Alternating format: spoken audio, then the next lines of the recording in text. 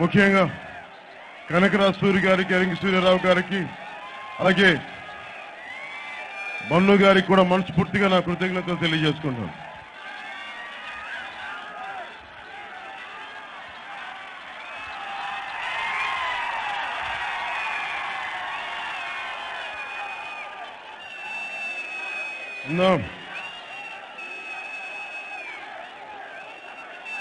నేను సీజన్ డబ్బులు పెట్టి డబ్బులు సంపాదించడానికి నేను పొలిటికల్ పార్టీ పెట్టలేదు. మీకు అండగా ఉండడానికి, మన ఉపాధి అవకాశాలు రావడానికి. నేను మిమ్మల్ని ఎప్పుడు అట్టేసేపు విసిగించను. నేను కోరుకుంటుంది ముందుగా జనసేన పార్టీ ప్రభుత్వం ఏర్పాటు చేయగానే మొదటి సంతకం పెట్టేది ఏ రైతులైతే అన్నం పెడతారో, ఏదైతే మన అన్నపూర్ణం అన్నం పెట్టే గోదావరి ప్రతి రైతులకి మొదటి సంతకం పెడతాం. వాళ్ళ రిటైర్మెంట్కి 5,000 రూపాయలు మొదటి ఫైల్ సంతకం మన రైతుల కోసమే పెడతాం. ఎందుకంటే రైతుని రక్షించుకోకపోతే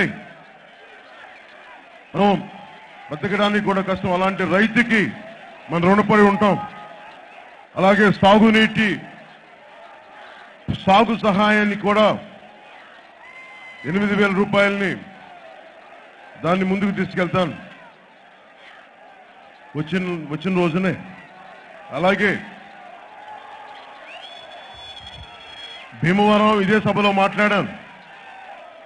ఇక్కడ నేను ఉన్నప్పుడు నీళ్లు విపరీతమైన కలుషితం అయిపోయినాయి. తెలంగాణలో విపరీతమైన అసూయ.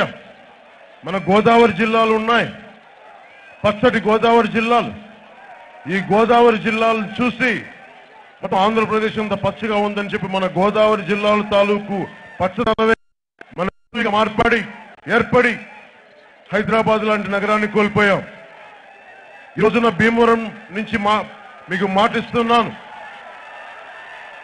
ఒక్క హైదరాబాద్ నగరం కోల్పోయాం, కానీ మన భీమవరంతో పాటు 32 అద్భుతమైన నగరాల్ని మన ఆంధ్రప్రదేశ్ లో సృష్టిద్దాం. ఎలాంటి ఉండాలి అంటే మనకి ముఖ్యంగా మన భీమవరానికి సంబంధించి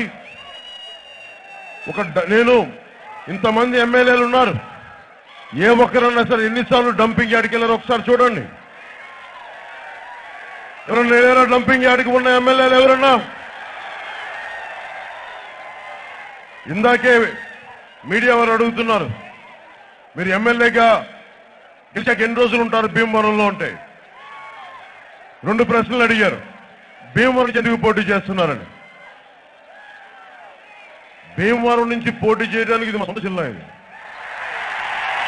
ఎవరు పర్మిషన్ కావాలి? అలాగే గెలిచాక ఎన్ని రోజులు ఉంటామని అడుగుతున్నారు.